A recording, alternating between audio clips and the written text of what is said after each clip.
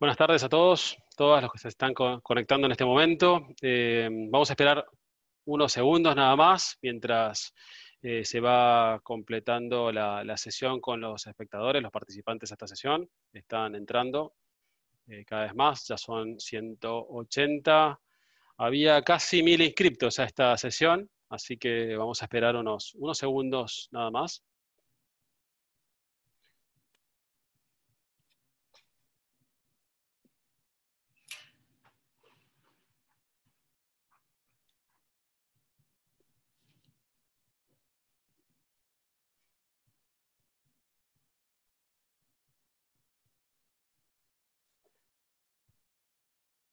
Bueno, bienvenidos y bienvenidas a este webinar sobre el impuesto a la riqueza. También vamos a esperar unos segundos. Mientras tanto, les voy informando acerca de la modalidad, la dinámica de esta sesión. Les pido que, bueno, ya a esta altura prácticamente todos estamos familiarizados con Zoom. Es nuestra herramienta de trabajo en muchos casos, así que dudo que alguien no la conozca, pero les pido que se familiaricen con los distintos botones y configuraciones de Zoom. Este Zoom es un poco distinto, un poco diferente a los demás, porque van a encontrarse con una forma de visualización diferente, y tienen un botón que les pido que en este momento verifiquen que está junto con el botón de silenciar y donde están normalmente las funciones de Zoom. Van a tener menos funciones, pero hay un botón que dice preguntas y respuestas, o Q y A, Q&A, preguntas y respuestas. Les pedimos que tengan en cuenta ese espacio para efectuar cualquier pregunta que ustedes tengan, a Diego en particular, que aquí nos acompaña, porque hacia el final de la charla vamos a abrir esas preguntas y vamos a tomar esas preguntas para responderlas. Así que les pedimos que lo hagan en ese espacio y no en el chat, porque el chat es a veces un poco dinámico, hay muchos, es difícil ir monitoreando las distintas preguntas que se van haciendo y comentarios y entre otros, otras participaciones. Entonces les pedimos que utilicen específicamente, exclusivamente el espacio de preguntas y respuestas, si tienen alguna pregunta. Bien, ya somos unos cuantos. Seguramente en los próximos minutos se irán sumando. Voy a empezar haciendo unas palabras de bienvenida y agradecimiento a Diego Fraga, que nos acompaña aquí. Diego es un gran amigo de la casa, de la Universidad Austral, un gran amigo mío también.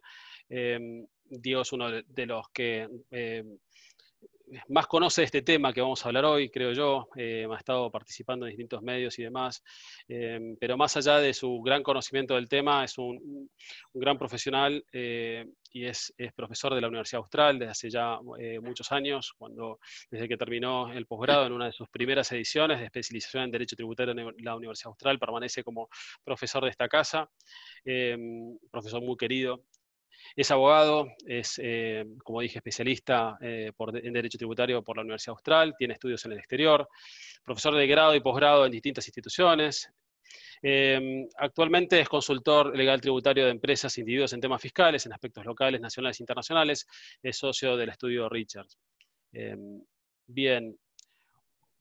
Antes de abrir, y viendo que todavía se sigue sumando gente, aprovecho para comentar que está aquí conectada Agostina Tenaya. Agostina la van a encontrar como una de las panelistas, está oculta allí, pero está presente, está escuchando la sesión y está atenta también a preguntas que ustedes tengan, sobre todo preguntas relacionadas a las actividades que realizamos en el Departamento de Derecho Tributario. Por si no me conocen, yo soy Mariano Zapag, soy el director ejecutivo del Departamento de Derecho Tributario de la Universidad Austral. Tengo a mi cargo todas las actividades académicas, en particular la maestría en Derecho Tributario y distintas actividades que realizamos a lo largo del año, entre otros cursos internacionales como el curso intensivo de Derecho Tributario Internacional, los cursos de precio de transferencia, cursos diversos que organiza el departamento, el de contabilidad para abogados, por poner algunos ejemplos, porque tenemos muchísimos cursos en marcha, programas, seminarios y demás, y en particular la maestría en Derecho Tributario, que es una maestría presencial, pero que el año que viene va a tener mucho contenido online, sabiendo el contexto que todavía nos va a enfrentar. Es una maestría que se caracteriza por tener un alto nivel de excelencia. Trabajamos con metodología de enseñanza participativas, con método del caso, y en particular a lo que hace la cursada, el año que viene se va a cursar presencial una vez por mes. Entonces, una gran oportunidad para aquellos que no puedan trasladarse, que lo tomen, porque va a haber componentes online. Más allá de que si no se puede cursar presencial, también estaremos utilizando los medios que estamos habituados este año de cursada online. Este viernes tenemos una reunión informativa. Allí seguramente ahora Agostina les va a pasar más información de la reunión informativa.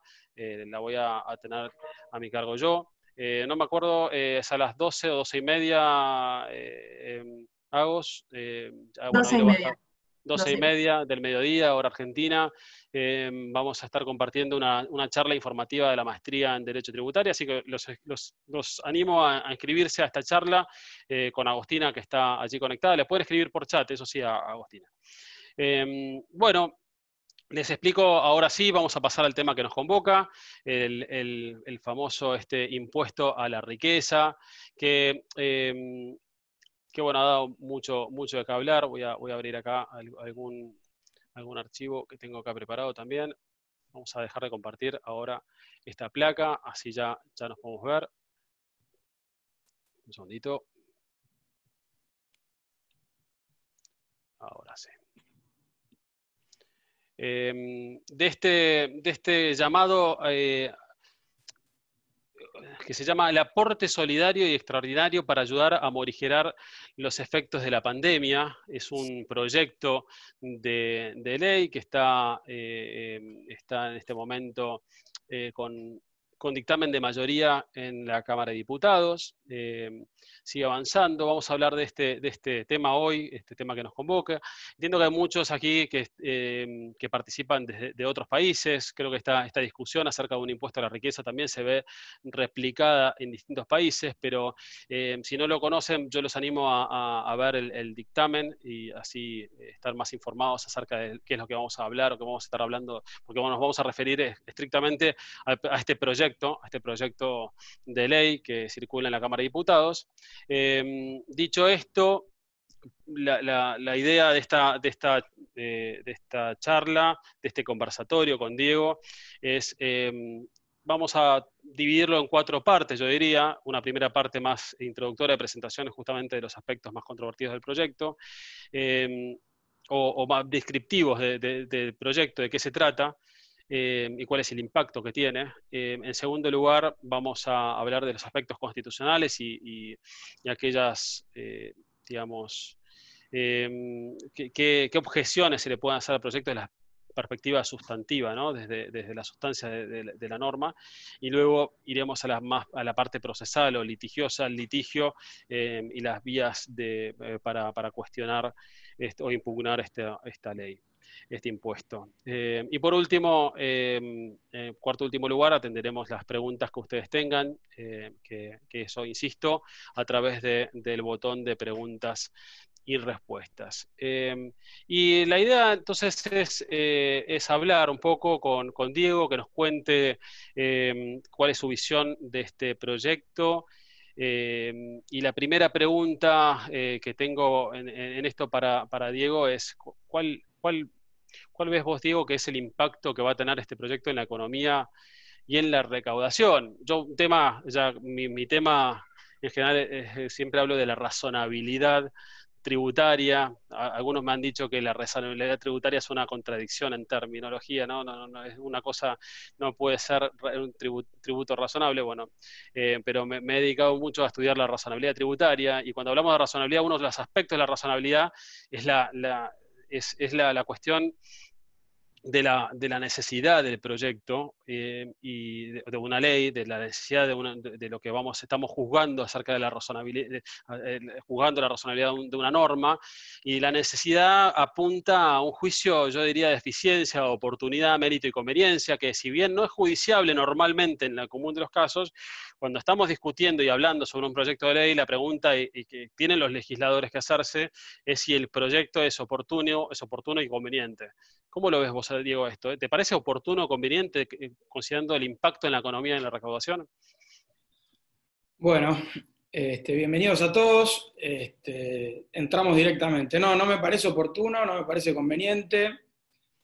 Yo creo que el impuesto va a hacer puro daño, y lo peor es que los efectos ya se están viendo, ya se ven, y aunque el proyecto se modifique en estos días o se retire, que esto también puede pasar, ¿no? El daño ya se produjo. Son efectos que se ven en la confianza de quienes pueden contribuir a la inversión, a salir de esta crisis. Y el problema, a ver, el proyecto en sí no es el único problema, sino el problema es que no es una medida aislada. Hay muchas medidas en materia tributaria que están contribuyendo, digamos, a esta desconfianza. Lo que se hizo con la suspensión y la posterior modificación de la Ley de Economía del Conocimiento, que fue votada por unanimidad por el Congreso y a los pocos meses se la modificó, se le quitaron algunos beneficios. Otro, el freno al consenso fiscal, todo lo que era la temperación de impuestos distorsivos, todas estas marchas atrás que dieron vía libre a las provincias para poder seguir rapiñando. No encuentro otra palabra, digamos, mejor para usar, pero con el impuesto a los ingresos brutos. Después, ya yendo más al tratamiento fiscal de los patrimonios, no nos olvidemos que fueron objeto de violentos cambios en muy pocos años. Se afectó la seguridad jurídica, la confianza legítima. Para hacer un poco de historia, hace algunos años, en 2016-2017, una de las herramientas que se usaron para incentivar el sinceramiento fiscal, el blanqueo en el gobierno anterior, fue la reducción del impuesto a los bienes personales, una alícuota mínima del 0,25, en un principio se iba a eliminar, después se dejó en una alícuota casi inexistente. Y después de eso, muchos de los capitales que fueron sincerados fueron vapuleados, se le aplicó impuesto a las ganancias sobre determinadas rentas financieras. Más adelante se restauró el impuesto a los bienes personales con alícuotas mucho más altas para quienes poseían activos en el exterior. Después vino el default de la deuda soberana, que afectó a numerosos inversores del país. Y ahora se le está intentando agregar una nueva carga con carácter extraordinario, aunque sabemos bien que todo este tipo de cargas, por más que se las conciba con un carácter extraordinario, después pasan a ser ordinarios. El mejor ejemplo es bienes personales. Y bueno, y esta nueva carga puede absorber una porción sustancial del patrimonio y de la renta de algunos contribuyentes. Y yo creo que el peor daño que se está produciendo no es solo por la presión fiscal, que ya es bestial, no hace falta que me explaye sobre eso. El más grave problema acá es la falta de seguridad jurídica. Vos podés tener una presión fiscal muy alta, pero si tenés seguridad jurídica, los capitales no van a ir fluctuando. En cambio acá el problema es que se cambian las reglas todos los días, ¿no? A ver, respecto a la razonabilidad, y esto sabemos que los jueces no se van a meter en estas cuestiones, podría haber creado algo que se barajaba en algún momento y que podría inclusive haber sido más razonable, es la creación de impuestos a las superrentas en la época de la pandemia. Aunque no coincido con eso, ya que en general en el resto del mundo lo que se hace es bajar impuestos, no subir impuestos en momentos de crisis. Pero bueno, en vez de inventar un impuesto a la riqueza como este que pareciera ser que se va a aprobar, podría haberse creado un impuesto a las rentas extraordinarias de aquellas empresas que tuvieron rentas excesivas excesiva, nunca es excesiva una renta, ¿no? Pero podría haber tenido una justificación mayor que este tipo de impuestos que afecte el ahorro, la inversión, la seguridad jurídica, espanta los capitales, y un impuesto que va a generar, en el corto plazo ya va a generar mayor pobreza. Nosotros lo que tenemos que tratar es de que venga gente con mayores patrimonios, con ganas de invertir, no espantarlos con este tipo de iniciativas. Y vos me preguntabas también por la recaudación, ¿no, Mariano?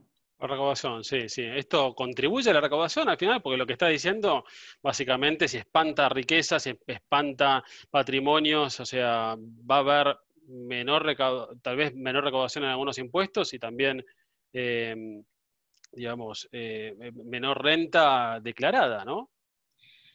Bueno, como vos decís, esos son los efectos indirectos, que es algo que nadie lo está midiendo. Y además, tengamos en cuenta que el que tiene grandes capitales, generalmente es gente bastante previsora, y muchos ya fueron previsores, inclusive antes de que se aprobara el nuevo impuesto sobre los bienes personales. Directamente se deslocalizaron, fueron hacia otras plazas más amigables, o colocaron su patrimonio fuera del alcance de los nuevos impuestos. Lo del aumento de bienes personales fue como una especie de advertencia. Algunos inclusive lo han hecho antes, ¿no? Pero, como te decía, otros se relocalizaron, armaron estructuras, y más allá de que se pretende inventar normas para tratar de alcanzar a esta gente, estos pajaritos no se agarran más. A nivel personas humanas hubo muchísimo movimiento, pero también a nivel empresas. Todos los días leemos noticias de empresas que bajan la persiana o que se mudan. Y como te decía, ¿quién mide el daño a la recaudación que provocan estas aventuras, ¿no? ¿Quién mide el daño que producen en materia de actividad económica, en materia de inversión, de empleo? Y lo peor es que pareciera ser que no importa mucho, ¿no?, a los que impulsan estos proyectos. A mí me da la impresión de que estas medidas no responden hacia que no tienen una especie de análisis económico previo, sino que, y esto es una opinión personal, me hago cargo de lo que digo, yo creo que es una especie de vendetta hacia ciertos sectores, y te voy a explicar por qué. ¿A quiénes se viene castigando o se quiere castigar desde que asumió esta gestión por tener bienes en el exterior? Ya tenemos un primer ejemplo, que es la alícuota grabada en bienes personales, después la obligación de repatriar, en la moratoria, siempre repatriar. Es decir, te quieren poner una pistola en la cabeza para que traigas los capitales acá, y si no, las consecuencias son nefastas. Hace mucho que en lugar de seducir a quienes tienen esos bienes a resguardo, lo que se hace es atacarlos, ¿no? Y justo el otro día me tocó dar otra charla por otro tema, que no tiene nada que ver con pero me tuve que analizar nuevamente los números del blanqueo del anterior gobierno. Y yo creo que capaz ahí podemos encontrar una explicación de 117.000 millones de bienes declarados en el blanqueo de la anterior gestión. Hay unos 93.300 millones que ya estaban afuera del país. Y los individuos, es decir, versus empresas, que son los que se sinceraron, eran el 96% de un total de 254.000, casi 255.000 contribuyentes. Ahí tenemos un dato, ¿no?, tengámoslo en la cabeza. Después, respecto de los inmuebles declarados en el sinceramiento, siempre remitiéndonos al sinceramiento fiscal, al blanqueo de la gestión anterior, había 110.000 inmuebles locales que se blanquearon y otros 57.000 en el exterior. Y todos estos, aunque sean exentos en bienes personales, también van a estar alcanzados por el impuesto a la riqueza. Entran las empresas, pero también entran los campos, ¿no? ¿Esto es una casualidad o es una revancha hacia los que confiaron en el gobierno anterior, hacia el campo? Yo se lo dejo al público, digamos, como para que lo evalúe cada uno en su fuero íntimo. Y respecto de los que habían blanqueado, desde hace tiempo que los autores de este mismo proyecto de impuesto a la riqueza, o de aporte extraordinario, llamémoslo como quieran, se proponía un impuesto al blanqueo. Esto salió en los medios, y cuando todo el mundo, todos los tributaristas, salimos a decir, che, muchachos, miren, esto no es viable desde el punto de vista constitucional, entonces ahí arrancaron con la modificación del impuesto a los bienes personales. Y ahora, con la excusa de la pandemia, bueno, un impuesto a la riqueza, ¿no? ¿A quiénes alcanza, no? Entonces, ahí tenemos una especie de dato, ¿no? Y también hay que ver quiénes son los que lo impulsan. Uno es dueño, a ver, está bien decir que es dueño, alguien que está hace 15 años como presidente de una institución, bueno, pongamos que es presidente, ¿no? De un banco cooperativo que paga menos impuestos que si estuviese en un paraíso fiscal, ¿no?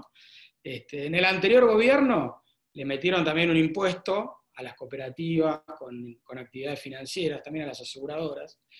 Al final el que le aplicaron terminó siendo una caricia, pero bueno, le hicieron meter la mano en la billetera, ¿no?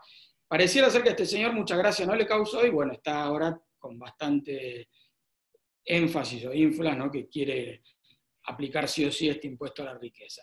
A ver, todo este contexto que yo les estoy mencionando no es para tirarle bombas a nadie ni para ofender, son datos que aisladamente por ahí uno no les daría importancia, pero sirven también para entender un poco el objetivo de estas medidas. Una vez es como una fe trata de encontrarle un sentido jurídico, económico, pero capaz que la mano viene por otro lado. Por eso tengamos en cuenta este tipo de cuestiones, ¿no? Para analizar cuál es el objetivo, ¿no? De las medidas. No sé si fui claro.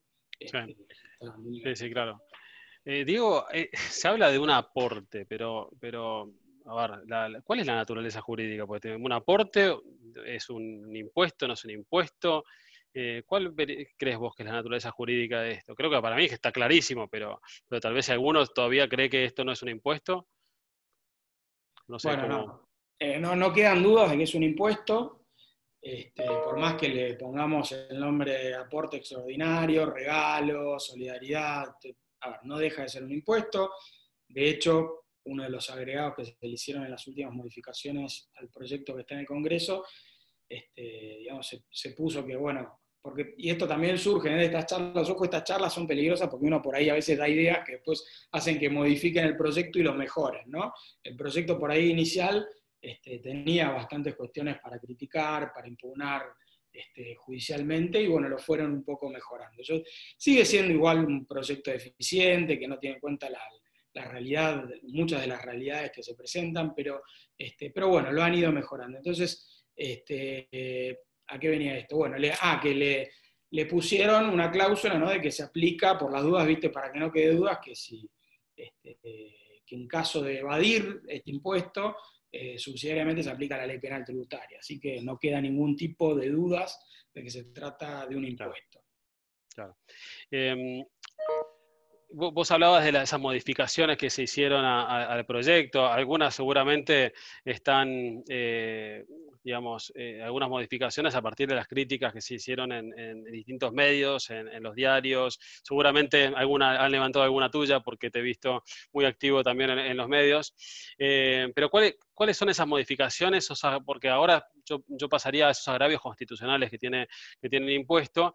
Y si te parece que alguno de esos agravios se subsanó a partir de las modificaciones. Por ejemplo, uno de esos era la cuestión de la retroactividad del gravamen. Eso quedó ya arreglado con la última versión del proyecto. O sea, no ataca, para los que no lo vieron, ahora no ataca a los patrimonios al 31 de diciembre, sino del año del 2019, sino al momento de la vigencia de la ley. La foto del impuesto que tenemos asociado al impuesto a los bienes personales ya no es el 31 de diciembre en este impuesto, sino que es al momento de la vigencia de la ley. ¿Eso quedó ya, ahora que se arregló eso? Mirá, sí, a ver, yo igual te voy a ser sincero, me voy a correr porque me está dando el sol, me está matando. Te voy a ser totalmente sincero, yo creo que ese agravio no era tan importante, más allá de que uno hablaba de la retroactividad. ¿Por qué? Porque había jurisprudencia de la Corte que admitía tomar en cuenta una capacidad contributiva pasada para aplicar un impuesto presente, ¿no? El caso Horvath de la Corte fue la que lo dijo. Y al fin de cuentas, lo que las partes, o digamos el litigante tiene que probar siempre es el daño que le está produciendo. Por lo tanto, yo creo que ahí tomaron una crítica que era algo sorteable, me parece, para el Estado en un juicio. Así que ese tema no me pareció una cuestión. A ver, lo sortearon, ya nadie va a impugnar el tema de la retroactividad, pero no me pareció una de las cuestiones más graves. Porque Tal vez insalvable es el tema de la confiscatoriedad, ¿no? O sea, me parece que es uno de los argumentos principales. ¿Te parece confiscatorio el gravamen? A ver. Mira, yo creo que es el agravio más importante. Sería un error enfocarse solo en la superposición de tributos, porque eso por sí mismo no implica una inconstitucionalidad. La Constitución nuestra no prohíbe la doble ni la múltiple imposición. Hay algunas leyes que hablan de determinados impuestos que no se pueden superponer, pero la Constitución no prohíbe la doble o la múltiple imposición. Entonces, lo que se prohíbe es que la carga impositiva sea confiscatoria. Ahora, tenemos un problema. ¿Qué es confiscatoria? Bueno, es lo que la justicia, o la Corte en última instancia, dicen que es. Y ahora, acá nos tenemos que hacer una pregunta. ¿Hay antecedentes de inconstitucionalidad de impuestos sobre los activos que resulten confiscatorios? Mirá, no tenemos ni cercanos en el tiempo, ni tampoco tenemos referidos a impuestos parecidos, ¿no? Entonces, la siguiente pregunta que nos aparece es, bueno, ¿cómo haríamos pie en este mar inexplorado de la confiscatoriedad de impuestos patrimoniales como este que estamos viendo? Bueno, en mi opinión, lo que tenemos que hacer, tenemos una tarea bastante ardua, que es la de convencer al juez de que la imposición al patrimonio sobre los activos que se generaría con este nuevo impuesto, por un lado es sin igual en la historia de nuestro país, y acá a los abogados que tengan que litigar les recomiendo, hay un artículo de Gabriela Tozzini en Arrepar, que cuenta de la evolución de los impuestos al patrimonio y sobre los activos y su tratamiento por la jurisprudencia. Yo creo que lo realmente increíble es que tampoco hubo una carga tributaria semejante a la de la actualidad cuando se debatía la constitucionalidad de estos impuestos en el pasado, ¿no? De estos impuestos sobre el patrimonio, sobre los activos. Entonces, yo creo que no se puede prescindir de explicar lo que es la realidad local para contarle al juez por qué es una locura el proyecto que se está proponiendo. Es un país en el que tenemos impuestos que no existen en un lugar del mundo. Tenemos impuesto al cheque, impuesto a los bienes personales, impuesto de sellos, impuesto país, hasta un impuesto creado por una resolución general tenemos, que es la percepción del 35%, que es una percepción que dice que es un anticipo, pero ¿quién te ha visto, quién te ve? ¿Cuándo te la van a devolver? Como pasó, ya tenemos un antecedente, ¿no? A ver, muchos de estos impuestos son impuestos de emergencia, casi todos, pero que están vivos desde hace tiempo. Es decir, vemos que no hay en la historia de nuestro país un impuesto similar a este que estamos viendo y en un contexto de presión tributaria como el actual, ¿no? Y por otro lado, también es un impuesto que no tiene uno similar en el mundo. Ya de por sí, en el mundo, en todos los países, hay pocos países con impuestos patrimoniales. Ninguno como bienes personales o como el que ahora se propone, el impuesto a la riqueza. Es cierto que se habla en algunos países de crear impuestos a los súper ricos para enfrentar la pandemia. A ver, se habla de súper ricos en general, ¿no? De tipos que tienen 2,5 millones, que capaz que un tipo que tiene una pyme ya tiene un patrimonio de 2,5 millones de dólares. A ver, nosotros decimos, uy, es un montón de guita, 2,5 millones, que paguen impuestos. Y que ya los pagan. Y además, estos proyectos que estamos hablando en otros países son proyectos que son proyectos, es decir, todavía no están aprobados en ningún lado y son muchísimo menos gravosos que el impuesto sobre los bienes personales que ya existe en la Argentina. Es decir, el impuesto a la riqueza ya existe en nuestro país. Lo peor es que no alcanza solo a los ricos, alcanza al tipo que tiene $40.000, al de clase media baja, que tiene un auto, una cochera. Es decir, el cartucho que tenía el gobierno para gastarse, si querían crear un impuesto patrimonial, un impuesto a la riqueza en medio de la pandemia, es el impuesto a los bienes personales. Es otro impuesto de emergencia que va a durar 9 años, pero ya va a cumplir 20 años. El gobierno anterior casi lo liquida, pero como los zombies se levantó, empezó a caminar, y ahora es como si además de que tenemos un zombie que camina y además hace gigante. ¿Qué creen? Que ustedes, si ves un zombie, ¿qué haces? Y a ver, corremos, claramente. O corremos o nos escondemos, o sea, bueno, es digamos cuando aparece un monstruo y dice, bueno, run or hide, ¿no? O sea, correr o esconderse. Por eso, ¿qué crees que hicieron o que van a hacer todas las víctimas del impuesto a los bienes personales y ahora del impuesto a la riqueza? Se van. Es decir, Es que, a ver, el impuesto sobre los bienes personales, y vos decías, el cartucho ya lo usaron. Claro, se usó antes de la pandemia, cuando al 27 de diciembre del año pasado se aumentó la alícuota del impuesto sobre los bienes personales para los bienes en el exterior. Y allí claro, no se asustaron mucho, que digamos, o sea, hubo un susto, hubo mucho, después vamos a hablar de esto un poco, pero eh, digamos, hubo un fantasma que se generó, pero ahora el Frankenstein es bastante importante, ahí, ¿no? exacto. Eh, Bueno, Ahora, y cuando hablamos de confiscatoriedad, digo, eh,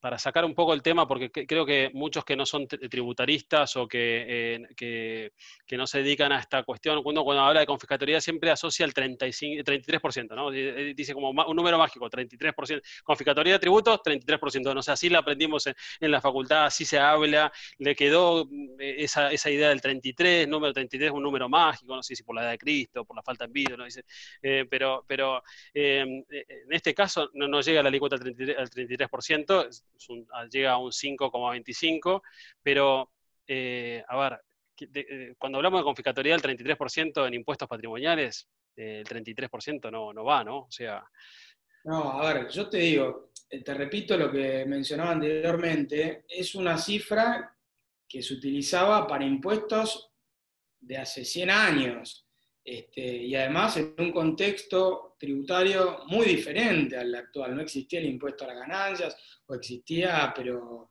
era muy bajo. Es decir, acá el problema es, digamos, trasladar toda esta realidad que yo te estaba comentando a términos jurídicos como para que el juez diga, bueno, este número es confiscatorio, porque hoy en día no tenemos un número de cuál es la confiscatoriedad para impuestos patrimoniales. Y acá el juez lo que va a tener que hacer es tomar una decisión política, pero basada en los valores y en los derechos de la Constitución Nacional. La justicia acá va a tener que ser garante de la Constitución Nacional y va a tener que romper con muchos prejuicios. No olvidemos que es un proyecto con el que seguramente el 99% de los argentinos estará de acuerdo. Para la oposición misma, en sus debates, es muy difícil pelear contra esos prejuicios. Imagínate los jueces, ¿no? Que encima también cobran de los impuestos que recauda el Estado. Supónganse el primero que se anime a decir que es inconstitucional. Esto, por eso yo te digo, va a requerir mucha valentía, también por la publicidad que se le dio al tema, pero lo que hay que hacer entender es que esto no es que está poner un freno al poder omnimo del Estado, no es que se está beneficiando a los ricos, se está poniendo un límite al poder. Y acá van a surgir muchas preguntas. ¿Está bien que los que tienen mayor capacidad paguen más? Claro que sí, yo soy el primero que te dice que el que tiene más capacidad contributiva puede pagar más y tiene que pagar más. A ver, ¿esto autoriza que el poder tributario se use de manera irrazonable para castigar, e inclusive para castigar a un determinado sector? Por supuesto que no. Y esto es lo que tiene que entender el juez. El impuesto es confiscatorio, además, no solo como impuesto patrimonial, también en muchos casos, acá lo que te quería agregar es que según los activos que alcance, puede absorber una parte sustancial de la renta, o toda, o más inclusive. Imagínate, por ejemplo, los activos que no produjeron renta o aquellos cuyo valor disminuyó mucho en los últimos meses, sobre todo con la crisis económica, con la pandemia, en muchos casos por las propias medidas económicas del gobierno. ¿Cuánto valía una empresa al 1 de enero y cuánto vale hoy una empresa? Y si nos retrotraemos 6 meses más atrás, es decir, a mediados del año pasado también. Es decir, no es solo culpa de la pandemia, sino que el valor de los activos en el país se bajó violentamente, y no solo se le puede echar la culpa al coronavirus. Bueno, algunos activos ni siquiera hace falta mencionar. Hacerle pagar el impuesto a títulos públicos que están en default es un caso demencial. Hacerle pagar activos a empresas, a aquel que tiene todo su patrimonio, gran parte de su patrimonio en empresas, hacerle pagar sobre las máquinas, hacer pagar sobre los campos, es como una locura. En este momento donde lo que se quiere es o por lo menos lo que se debería querer hacer del gobierno es tratar de reactivar la economía, no ponerle frenos. Así que bueno, es una cuestión de tratar de cambiar muchos prejuicios, de ir contra muchos prejuicios y demostrar en la práctica, en los hechos, el daño concreto que este impuesto le puede causar a tu cliente. Volviendo un poco a los agravios constitucionales, ahora hablamos de confiscatoriedad. Me queda una duda acerca de si este tributo tiene una utilización extrafiscal y que la utilización extrafiscal pueda enervar un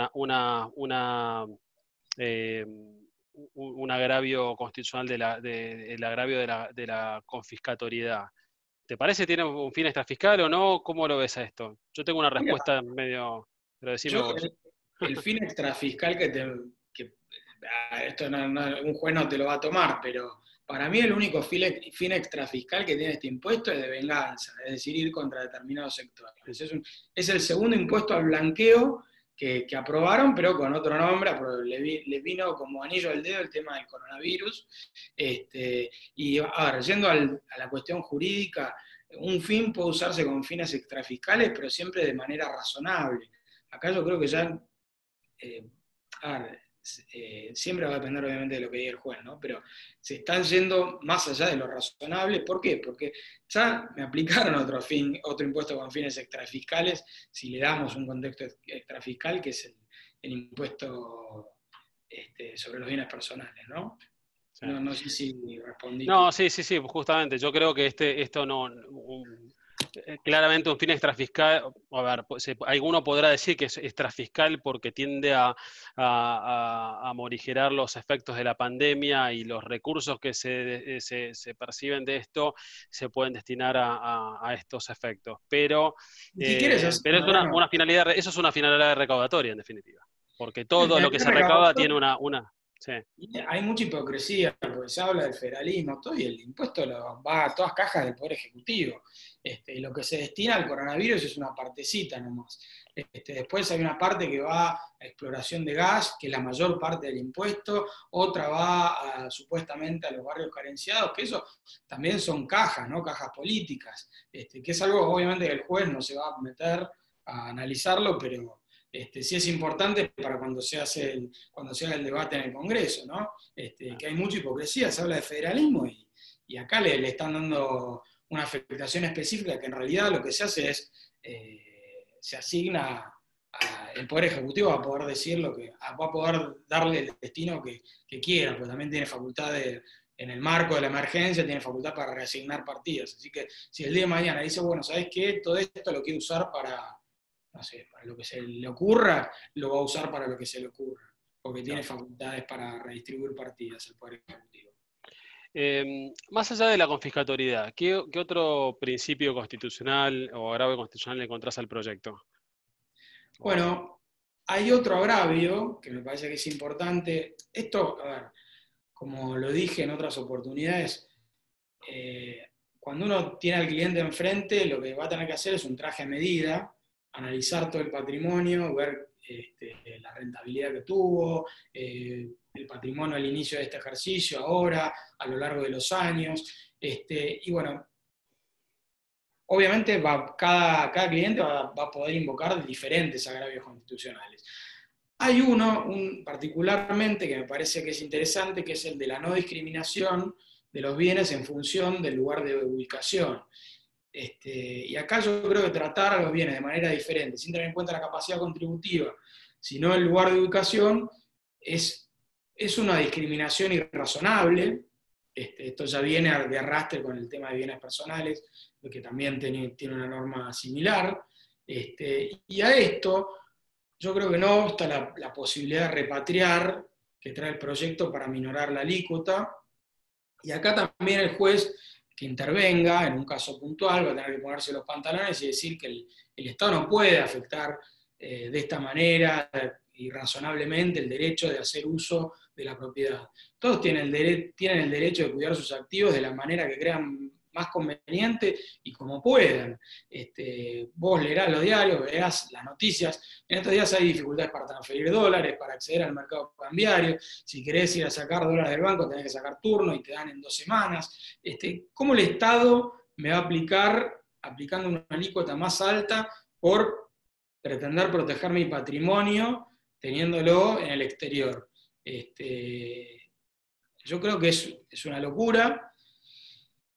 Y yo sé que vos me vas a mencionar acá también el tema de la finalidad extrafiscal. No sé si te estoy leyendo la mente. No, iba a pasar a otro tema, pero dale. Bueno, Me no. gusta porque. Sí. Yo creo que algo que podría invocarse, no debería estar dándole ideas al fisco, pero bueno, podría decirme, bueno, mira, en realidad acá el Estado tiene derecho de usar el impuesto para canalizar la inversión y que los capitales no se queden afuera del país y que vengan acá, Claro. ¿no? Entonces es un fin extrafiscal, entonces pito catalante es el Estado. Bueno, yo creo que no, que acá también juega el tema de la razonabilidad y de qué alcance le queremos dar a la protección del derecho de propiedad, según la Constitución. Porque si el Estado me dice dónde tengo que invertir para no castigarme con un impuesto que es confiscatorio, entonces vamos mal, ¿viste? Ya no somos un país, digamos, ya no te digo liberal como es la Constitución, sino ni siquiera una economía social de mercado. Y acá tenemos varias normas que fueron sacando donde se pretende A ver, está bueno cuando te aplican incentivos, pero no cuando te aplican castigos para direccionar dónde, más en un contexto donde la protección del patrimonio es muy endeble por parte del Estado. Imagínate que vos tenés invertido el dinero en, no sé, inmuebles. Inmuebles que hoy en día el valor, digamos, de la protección de esos inmuebles vale muy poco. A ver, te los pueden ocupar y el propio Poder Ejecutivo te dice, no, hasta que no haya una sentencia firme, no podemos considerar que hay un delito, ¿viste? Esa es la protección que te da el Estado Nacional hoy de tu propiedad, por eso igual te castigo si sacás los activos fuera del país. Es todo ridículo. Por eso acá depende, ¿no? Siempre va a depender de los jueces, ¿no? Pero Claro. creo que no solo, yo creo que el Estado en los 3 poderes tiene que tomar determinaciones de hacia qué tipo de democracia, o hacia qué, perdón, de democracia no, porque hacia qué tipo digamos, de Estado nos estamos dirigiendo. Sí, más allá de la finalidad extrafiscal, creo que el límite siempre está en la razonabilidad y en la no alteración de los derechos. O sea, el derecho de propiedad, tanto como el derecho a la igualdad, no pueden verse alterados por este tipo de normas, ¿no? Entonces ahí hay un tema que igualmente yo creo que en estos casos no podemos hablar de una finalidad extrafiscal, o podríamos hablar de una medida extrafiscal que puede tener que ver con la repatriación de los capitales, pero sigue siendo una medida recaudatoria. O sea, no deja. La extrafiscalidad apunta a modificar la conducta de los contribuyentes para incentivar o desalentar una determinada conducta. Pero este proyecto apunta a recaudar más, destinando esos recursos a un número de cuestiones. Que como vos decías, igualmente la plata es fungible, así que lo que no agarra por acá, lo saca por acá, ¿no? O sea, digo, vamos más tal vez a algunos detalles del proyecto. Y vos hablabas de la capacidad contributiva, pero un tema que me llamó la atención es el tema de los trusts, ¿no? Que uno se desapodera de un bien, de un capital, de un dinero, para ponerlo en un trust. O sea, ya no es mío, y aún así está grabado. ¿Se explica eso? Bueno, acá vamos a tener que diferenciar qué tipo de estructura, ¿no? Si hay realmente un desapoderamiento, ya que mencionás el caso del trust, hay que ver si el trust es irrevocable o no.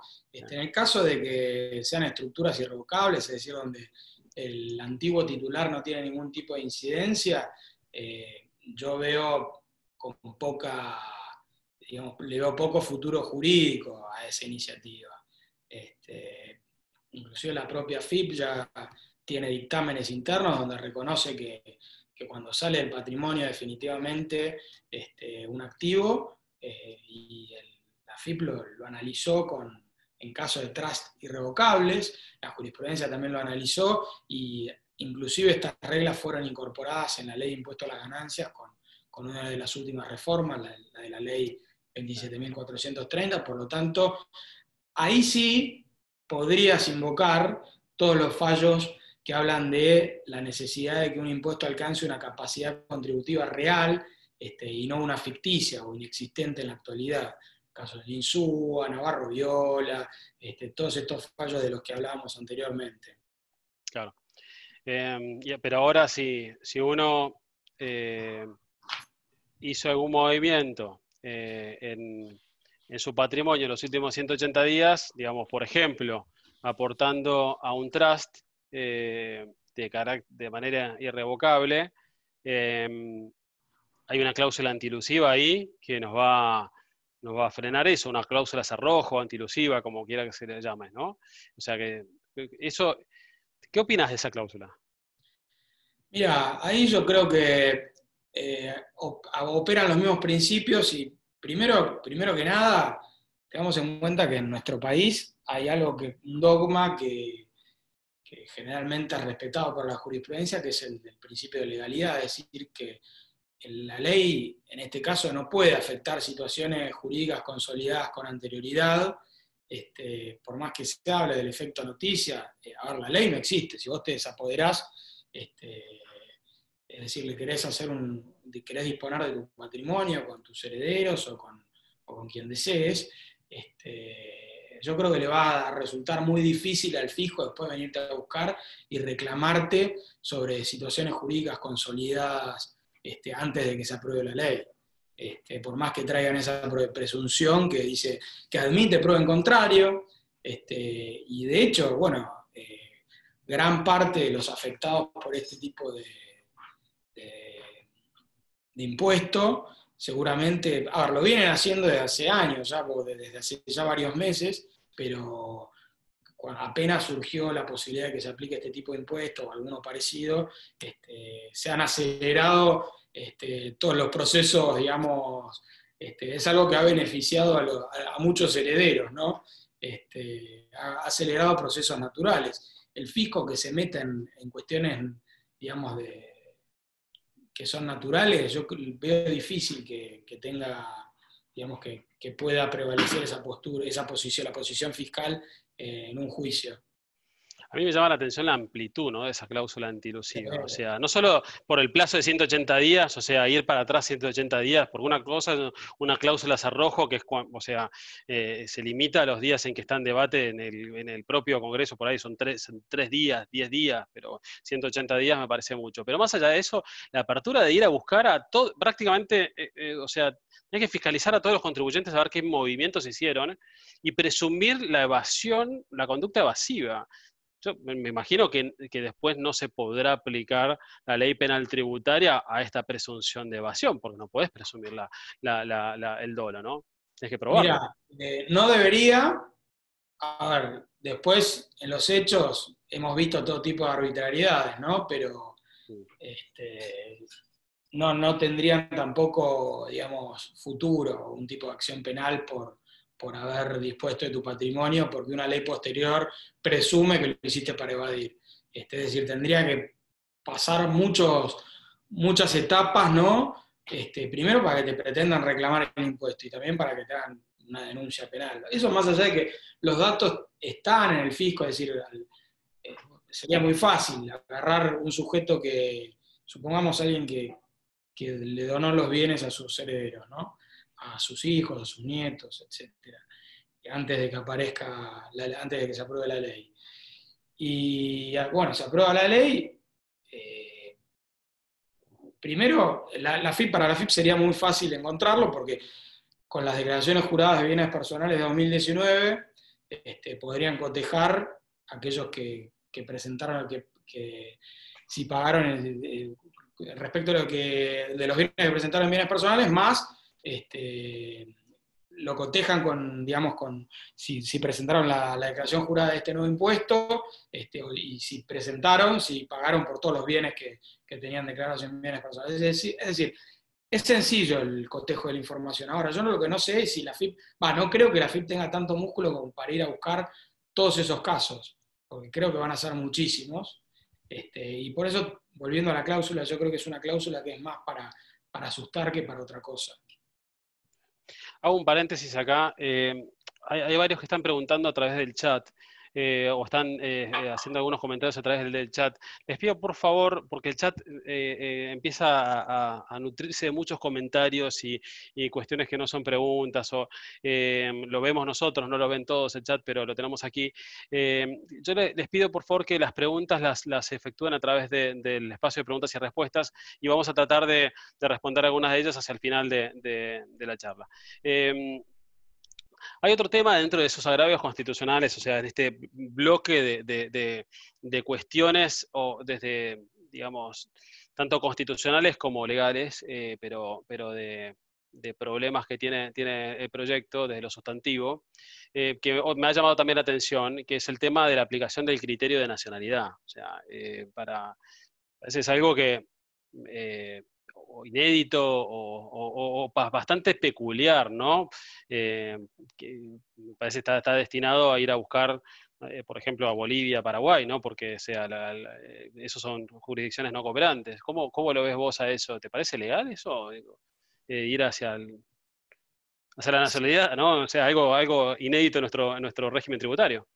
Sí, bueno, es una otra excentricidad más, a la cual le auguro poco futuro jurídico también, porque, a ver, si una persona, de acuerdo con la legislación vigente en la actualidad, ¿no?, deja de ser residente, recordemos que hoy en día se aplican las reglas de residencia en general para en todo nuestro sistema tributario, y en casi todo se aplica, ¿saben? En Estados Unidos se aplica la nacionalidad, pero El Estados punto de Unidos... conexión es la residencia, o sea, la nacionalidad no la usamos. Ya. A ver, alguien que perdió la residencia antes de que se aprobara la ley, yo creo que contra esa persona no pueden ir, porque es como alguien que ya no es más sujeto, es decir, deja de existir una de las partes, una de las, digamos, de los aspectos esenciales del hecho imponible.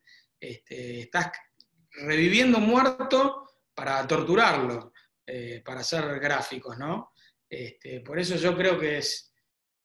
También me parece que, a ver, esa cláusula es como rara, ¿no? Pareciera ser que como que tiene un destinatario específico, ¿no? Además que no es Pero algo que nosotros podamos renunciar a nuestra nacionalidad. Digamos, no, es algo imposible. Es irrazonable desde todo punto de vista. Yo creo que no va a tener mucha...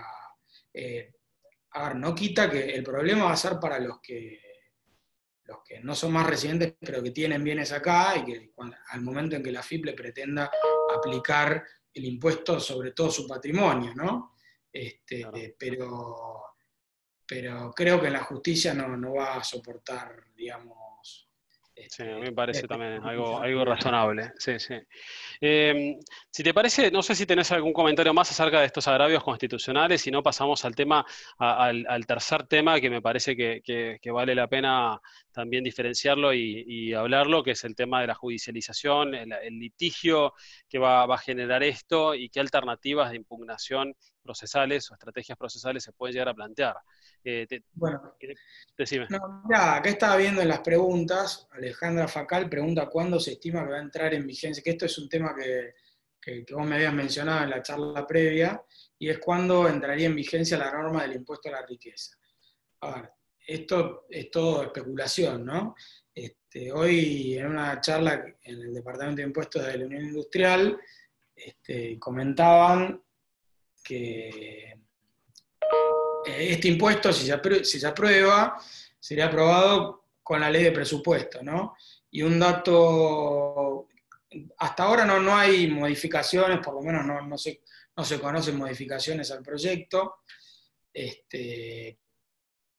pero supuestamente entraría en vigencia los primeros días de noviembre si se cumple con el cronograma que se venía barajando desde el gobierno. La semana que viene aparentemente se trataría en el recinto con el proyecto de presupuesto. Igual el proyecto de presupuesto todavía no tiene dictamen, así que habría que esperar a que salga el dictamen. O sea que de lo que se habla es que los primeros días de noviembre se aprobaría el proyecto. Si es que se aprueba, ¿no? Y si es que se aprueba como está ahora. Así que perdóname, pero me parecía algo importante para mencionar. Y bueno, y ahora ya que vamos al tema de las estrategias, ¿no? ¿Te parece? Dale, sí, porque, a ver, también tomo una de las preguntas que aparecía acá, que a cuántos contribuyentes alcanzaría esto, porque en un momento hablaran de 12.000 o 15.000 contribuyentes, pero son muchos más, ¿no? O sea, no es que el universo de contribuyentes que está alcanzado por eso es tan limitado a estos, sino que se puede abrir la judicialización para muchos más casos. ¿Cuáles te parece que son esos casos? Me los comentabas antes, Diego. Eh, Perdón, que me colgué leyendo una pregunta. no, no, te decía, a ver, me parece que no sé de dónde salió que eran 12.000 contribuyentes Ahí está, alcanzados, ya pero está. según lo que Bueno, vos me acá, no, comentabas, es mucho más en realidad. sí, a ver, creo que por lo que uno percibe, ¿no? Y también por la cantidad y esto lo verán muchos profesionales, ¿no? Yo creo que es una cifra escasa, 12.000 para el monto bajo que se prevé, ¿no? Hay un montón de empresas que tienen un patrimonio con valuación superior a 2,5 millones de dólares, esto siempre tomando en cuenta más o menos el tipo de cambio del día de hoy, que no sé si cambió, pero este, podría ser inclusive mayor el espectro de sujetos alcanzados, porque a medida que se vaya moviendo el tipo de cambio, si tomaban el tipo de cambio a principio de año, eran patrimonios de 3 activos por 3 millones de dólares, hoy en día son 2,5 millones, y yo creo que hay un montón de empresas, de campos, pymes que tienen un patrimonio de 2,5 millones y que los dueños, por lo menos hasta ahora, estarían alcanzados por el impuesto. Así que yo creo que son muchísimos más que 12.000. No sé, no se explicó de dónde salió esa cifra. Por lo tanto, también me parece que es para decir, bueno, ven que afecta nada más que a algunos, pero a ver, en el sector productivo están bastante prendidos fuego con este tema porque está afectando, es decir, no van a afectar a la persona, van a afectar al capital de trabajo en muchos casos. Y creo que por ahí podría ser una de las modificaciones que se vienen al proyecto. Este, yo- Hay dos casos que son, digamos, extremos digamos, no solo van en contra digamos, de la producción, digamos, de la situación actual de las empresas y de la economía. Uno es el caso de los activos empresarios locales, que encima están en situación de desigualdad, o acá tenés otro agravio constitucional, respecto de empresas cuya titularidad es de personas jurídicas del exterior. Entonces, ahí tenemos una posible modificación. Yo sé que hay mucha presión del sector industrial de los capitales nacionales, y otra de las posibles modificaciones también es para los títulos públicos, es decir, hay que por lo menos mirar algunas exenciones, o digamos, crear algunas exenciones, porque ¿cómo vas a castigar? Y estos obviamente serían casos que progresarían en una acción judicial. El caso del tipo que tenía títulos públicos, que le metiste un default, hiciste una quita fenomenal de esos títulos, es decir, no solo no tuviste ganancia, sino que te rebanaron el patrimonio, y encima ahora vas a tener que pagar impuestos sobre algo que el Estado mismo te estafó. Así que yo creo que por ahí podrían medir los cambios, Y ¿no? encima probablemente tener que vender esos activos para poder pagar el impuesto. Que, Por eso mismo, mal vender en este mal momento vender. activos. Exacto, Eh, porque no olvidemos que son activos que perdieron valor desde el año pasado hasta la fecha. Además, no generaron ninguna renta, ningún activo generó una renta superior a lo que se está pidiendo acá, ¿no? O sea, está absorbiendo no solo toda la renta, sino más allá de la renta que generaron estos activos. Exacto. Eh, bueno, vamos al tema de las estrategias procesales. ¿Ves que, a ver, qué chances ves que la justicia haga lugar a estos reclamos?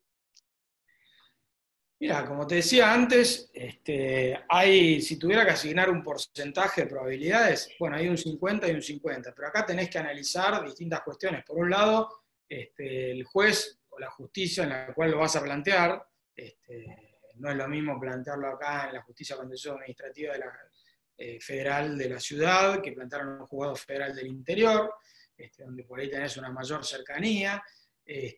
También hay que ver qué es lo que los antecedentes de las alzadas, qué permeabilidad tienen o qué.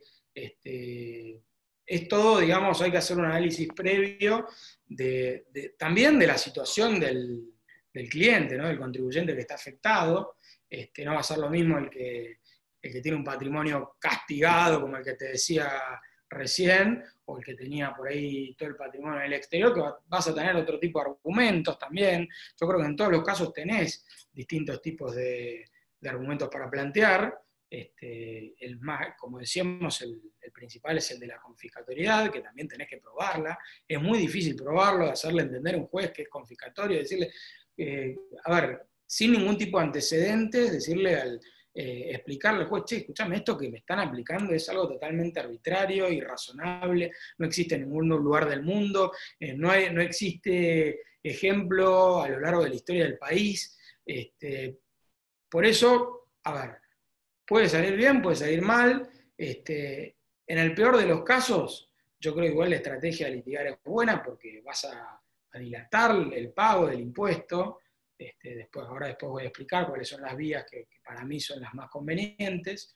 Y bueno, vemos la situación actual, la fragilidad de la economía, y en el peor de los casos, dentro de un tiempo vas a tener que pagar un impuesto, si tenés una sentencia desfavorable, que después vamos a ver que no es tan fácil tampoco, son procedimientos complejos que tardan años, y bueno, en pesos totalmente devaluados, es decir, Por ahí me siempre. adelanto un poco, Diego, pero ¿te parece que se puede suspender el pago del impuesto? O sea, porque también eso implica un proceso aparte. O sea, normalmente yo acá pago y luego repito.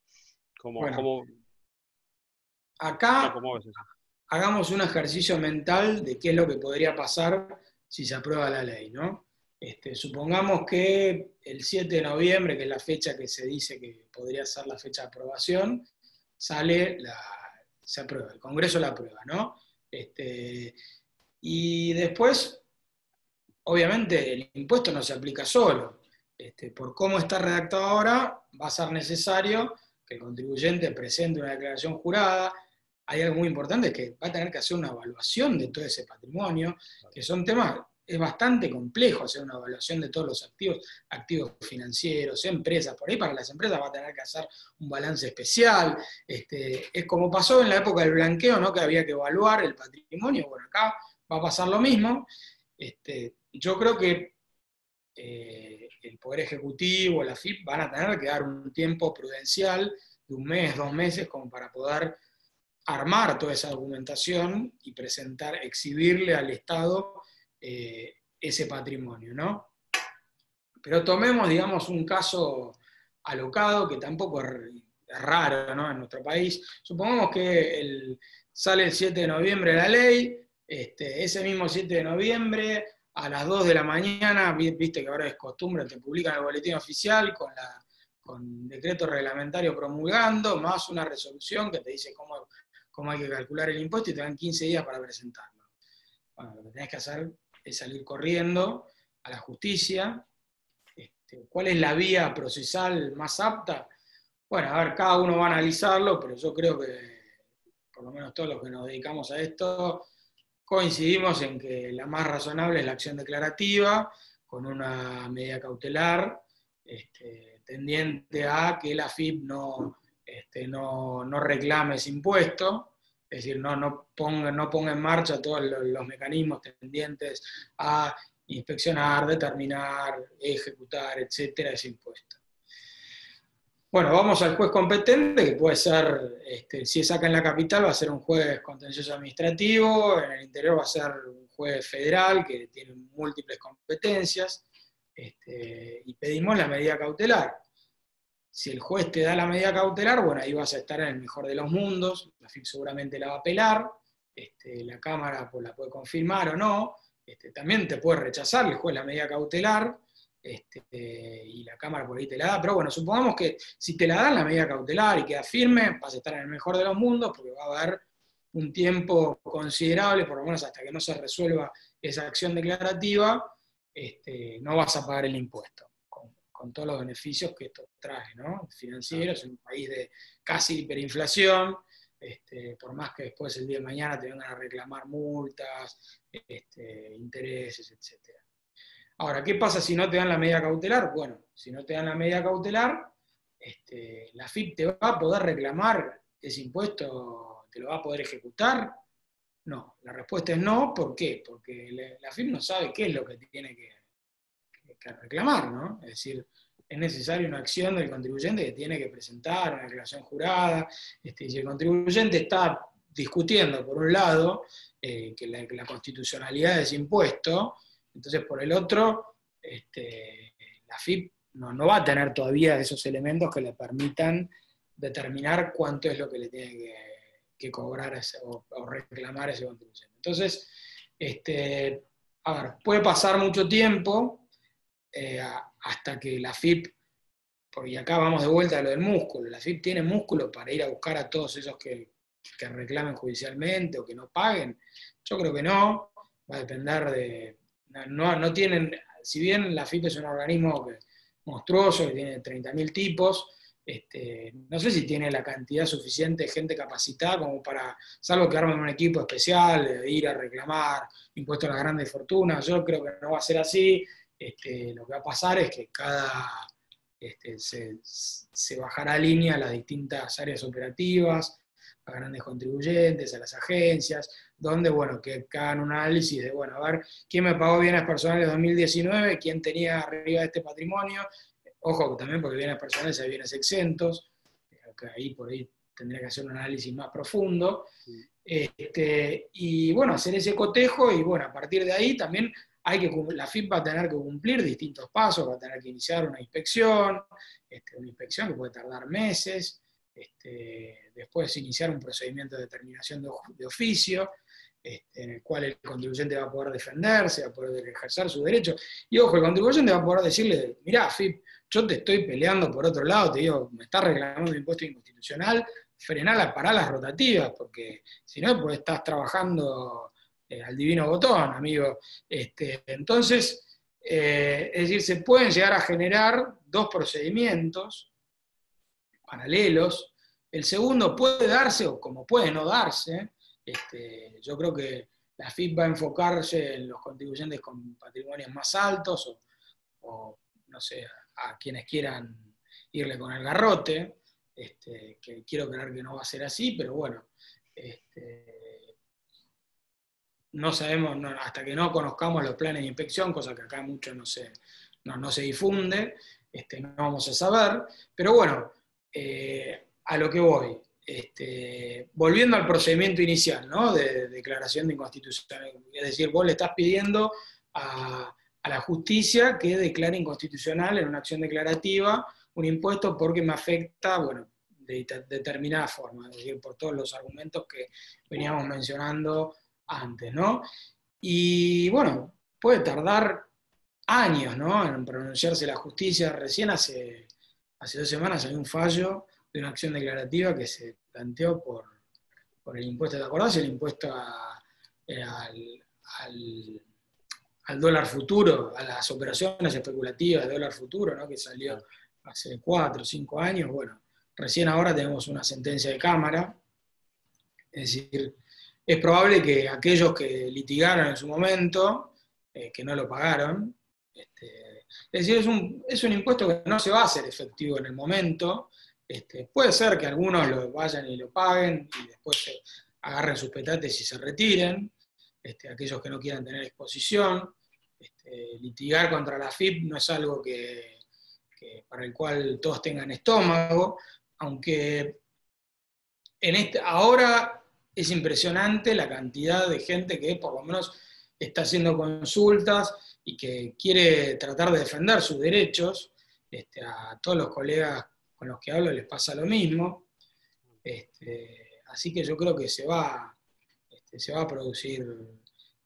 A ver, uno no puede hacer, digamos, especulaciones de qué es lo que va a pasar de acá a 2 meses en un país como la Argentina, ¿no? Pero creo que se va a litigar bastante si sale el proyecto como está, y creo que la justicia en algunos casos va a dar sorpresas.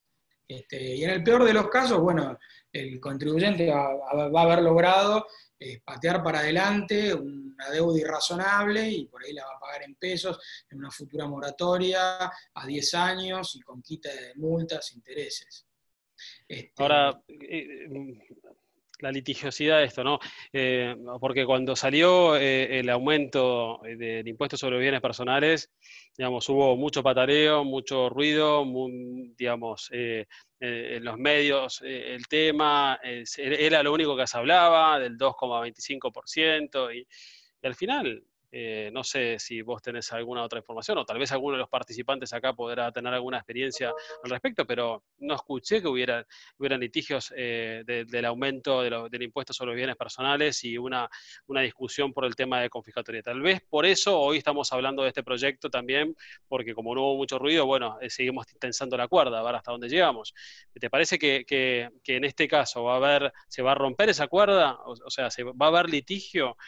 ¿Alguien se va a animar a discutir esto, o va a pasar de vuelta lo que pasó después del 27 de diciembre, que todos terminaron pagando el aumento del impuesto sobre los bienes personales? Mirá, con bienes personales, es como vos decís, al principio todos venían, no, que yo no le voy a pagar más a este gobierno, no sé qué, hubo muchas quejas, pero pocas nueces. Yo creo que en este caso va a ser diferente porque, a ver, con bienes personales, digamos, te tocaron la cola, ¿no? Y dijiste, bueno, a ver, me hago el sota, esta vez la dejo pasar. Además, se terminó pagando en pesos que devaluados, al final pagaron la mitad este, de lo que se tendría que haber pagado, pero por un problema del Estado, ¿no? Digamos, por las turbulencias cambiarias. Y no es, como te decía, no todos tienen, digamos, la voluntad de litigar contra la FIP, ¿no? Hay muchos contribuyentes que sí, que tienen esa gimnasia y saben que en este país conviene ser deudor, lamentablemente, porque cada 2 años, cada 4 años tenés una moratoria que por lo menos te permite lo que, inclusive en casos en los cuales uno no está de acuerdo con el impuesto, que es lo que yo siempre digo de las grandes empresas, ¿no? Que en las moratorias ahora, la última moratoria, las últimas 2, se le pone trabas para el ingreso a las grandes empresas, y las grandes empresas son el mejor cliente para las moratorias. Cuando un Estado necesita dinero, acude a las moratorias, y las grandes empresas son las que más pagan. ¿Por qué? Porque se quieren sacar la contingencia de encima, ¿no? Pero bueno, se le ponen trabas, ¿viste? Ahora, a lo que voy, en este caso, ahora sí es realmente, es un impuesto que causa daño, más allá de todos los agravios que yo te dije desde el punto de vista constitucional, es algo que causa mucho daño a los que tienen grandes patrimonios, y es lo que hace rever una postura de estar zen, ¿no? En su momento con bienes personales pasó, que a pesar de que... Y hay una cuestión, ¿no? Bienes personales tenía alguna cuestión constitucional que se podía impugnar, pero no era tan clara. Entonces dice, bueno, a ver, yo estoy litigando en Estados Unidos, en Chile, en Uruguay, en Paraguay, o en lugares donde sabemos que el juez te va a respetar más o menos el derecho de propiedad, vas para adelante. Pero estás en la Argentina, ¿no? Y acá, viste, es más complicado. Entonces, muchos dijeron, mira, ¿sabes qué? Yo pago esta vez bienes personales, pero para el año que viene no me sacan un peso más. Es decir, los bienes hago una reestructuración del patrimonio, me mudo yo, es decir, todos los contribuyentes adoptaron distintas estrategias, y los que quedaron ahora, y a los que les quieren aplicar este nuevo impuesto, dijeron, no, pará, hasta acá llegó mi amor, mi límite, no, yo creo que va a ser muy diferente, porque también los argumentos jurídicos son diferentes, son mucho más fuertes ahora, es decir, te están aplicando algo que es confiscatorio.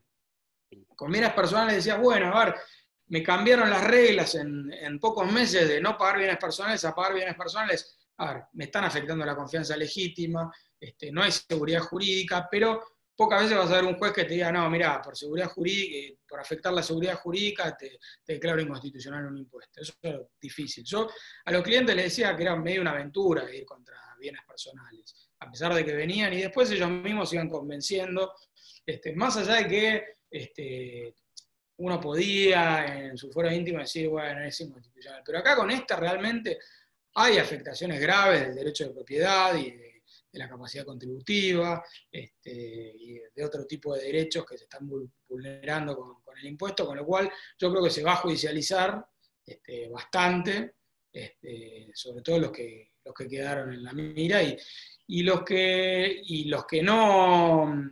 Ojo, también hay muchos que ya en estos meses, cuando vieron que aparecía el impuesto, ya lo mencionábamos, ¿no? Que, digamos, se desapoderaron de ese patrimonio. Y la FIP los va a tener que ir a buscar para que paguen. Ahora, Diego, una última pregunta y después si querés podemos pasar a las preguntas, que hay un montón. De ahí vamos a ver cómo las canalizamos, porque son muchas preguntas las que nos están llegando. Pero vos hablas de que la vía judicial por ahí más apropiada sería una acción declarativa de certeza con una medida cautelar. ¿Cómo sorteás la cuestión de no... A ver, cuando se sancione el proyecto de ley, suponete que es el 1 de noviembre y el 15 de noviembre tenés que presentar la declaración jurada, digamos, yo diría en el peor de los casos, creo que sería muy alocado tener que, digamos, acá hay muchos contadores presentes en estas, escuchando esto, y imagínense tener que preparar una declaración jurada en 15 días respecto a algo que no es lo mismo que replicar la declaración jurada de bienes personales, ¿no? Pero ¿cómo sorteas la cuestión de la inexistencia de caso causa?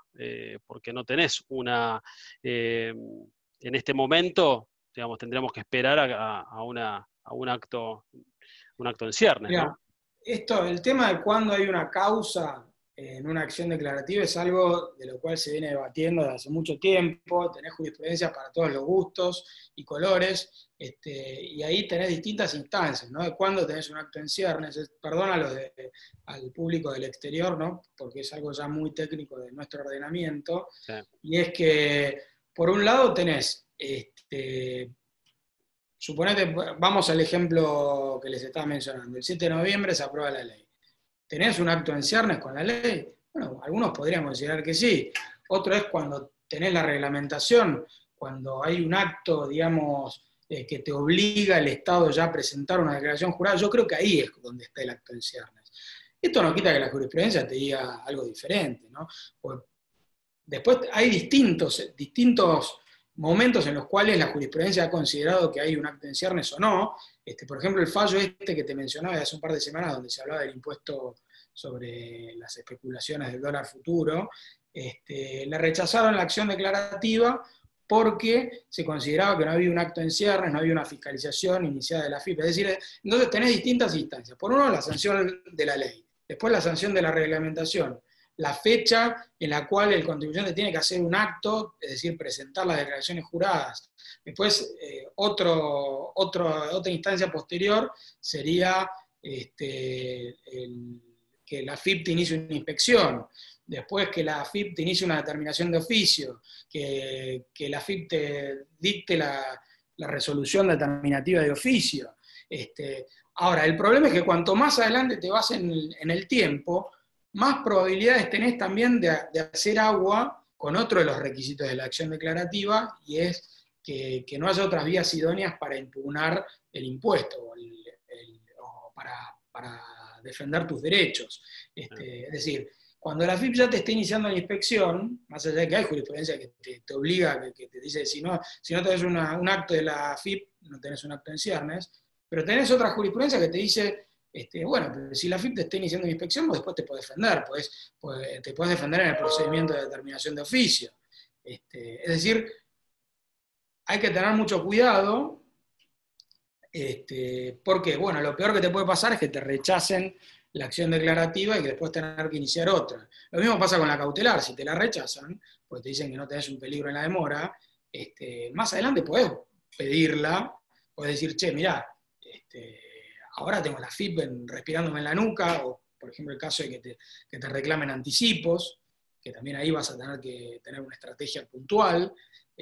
Por eso hay que ver particularmente cada caso, la jurisprudencia, digamos, del fuero en el que estás litigando, del juzgado en el cual te toca litigar, y que tampoco te exime de que el día de mañana el juez te diga algo completamente diferente de lo que venía diciendo hace unos meses por ahí. Claro. Este tema se va a resolver, el juez va a tener que sacar un fallo político en este caso, porque al no existir antecedentes respecto, por lo menos de un impuesto, como te decía antes, un impuesto similar sobre los activos, en el cual se haya debatido la constitucionalidad, entonces el juez va a tener que decir, bueno, el límite me parece este. O sea, volviendo al principio de la charla, cuando hablábamos de la oportunidad, mérito y conveniencia, ¿no? O sea, por lo que estamos escuchando acá y por la cantidad de objeciones constitucionales y por la conducta propia que van a asumir muchos de los contribuyentes, creo que la mayoría de los contribuyentes, creo que no va a haber, digamos, nadie va a presentar su declaración jurada, o sea, pocos van a presentar su declaración jurada y van a terminar litigándolo, a lo sumo harán, digamos, judicializarán el tema desde el día 1 o esperarán a que me vengan a determinar, porque me tendrá que determinar de oficio, Y ¿no? lo que pasa es que el no presentar la declaración jurada ahí implica un riesgo penal, porque vos estarías ocultando. A ver, yo sé que hay jurisprudencia que Claro, dice que no presentar declaración jurada no implica un delito tributario, pero, a ver, tengamos en cuenta que este tipo de clientes no son muy, digamos, no es que dicen, bueno, que me hagan la denuncia y yo después me defiendo. claro. Así que por más que sea algo que después en el fuero penal no prospere, lo más aconsejable, si te vas a pelear, hacelo de frente, andá, Anticipar la jugada, claro. presentá una acción declarativa. Algunos te dicen lo de presentar la multinota, yo creo que no es necesario, depende del estilo, ¿viste? Como para decirle, che, mira, yo no te voy a pagar este impuesto porque estoy litigando. Me parece que es innecesario, porque si estás litigando, estás yendo de frente contra el fisco. Claro. No estás ocultando nada, no estás cometiendo ningún ardido, engaño. Así que, mira, y acá estaba viendo una pregunta de Cecilia Martínez Ortiz, que pregunta también sobre las medidas cautelares, y me dice, ¿hay medidas cautelares respecto de las alícuotas diferenciales en bienes personales respecto de bienes situados en el país y en el extranjero? Bueno, esto creo que lo respondimos antes, como que directamente no hay acciones, por lo menos yo no conozco, no sé si hay alguien del público que haya visto algún tipo de acción que se haya interpuesto respecto de bienes personales reloaded. Después veía, bueno, no sé si alguna pregunta más del tema de... No, por mi lado, yo dejaría ahora al espacio de preguntas. Si querés ahí, fíjate a ver si rescatás alguna pregunta. Hay muchas, realmente, entonces cuesta un poco leer todas las preguntas para poder transmitirlas. Fíjate a ver si digo en unos segundos, a ver si podés agarrar alguna. Mientras tanto, primero voy agradeciendo a todos todos los participantes, todos los asistentes a este webinar. La verdad que muchas gracias por acompañarnos en estas actividades. Mucha gente, más de 300, en algunos momentos más de 360 participantes, hubo casi 1000 inscriptos a esta sesión. Queremos animarlos a seguir estudiando la materia tributaria y el posgrado es un buen ámbito para hacerlo. Realmente es una materia, es una disciplina que requiere una capacitación continua y una capacitación en una maestría que permita consolidar muchos de los conocimientos que se van deslizando en la práctica o se van adquiriendo en la práctica. Por eso los animo a aquellos que quieran participar de la reunión informativa del viernes. Este viernes a las 12:30 vamos a realizar una reunión informativa de la maestría. Ahí está Agostina en el chat comunicando la invitación, claramente la hora argentina a las 12:30. Ahí pueden comunicarse con Agostina a través ya sea del chat, en el propio Zoom, o agendar los datos de contacto de Agostina, que están allí publicados. Así que les dejo esa información.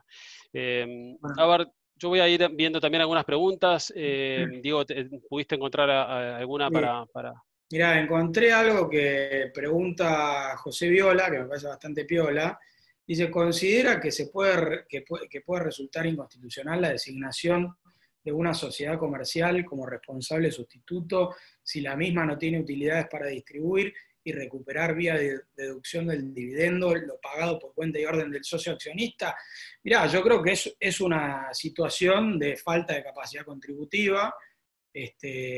Creo que se podría plantear, es algo, no lo había visto este supuesto, por lo menos nunca me lo habían planteado, me parece bastante piola el planteo, y creo que sí, que se podrían plantear agravios o la sociedad comercial designada como responsable sustituto podría ir a la justicia para objetar el pago de este impuesto. Bien. Después hay un espectador anónimo que pregunta, dice, con respecto al tema de la residencia al 31/12/2019. Es decir, a que aquellos contribuyentes que perdieron su residencia durante 2020 queden alcanzados como sujetos residentes. ¿Qué argumentos constitucionales habría para atacar? Bueno, ahí el principio general para invocar es el de legalidad. Es decir, vos no te pueden aplicar retroactivamente. Digamos, la imagen que quería dar de un tipo que se murió, que no existe más como sujeto tributario. Es decir, es una de los aspectos esenciales del hecho imponible, el aspecto subjetivo. Si vos no tenés aspectos subjetivos, ¿cómo te van a crear un aspecto subjetivo retroactivamente? Yo creo que por ese lado viene el cuestionamiento.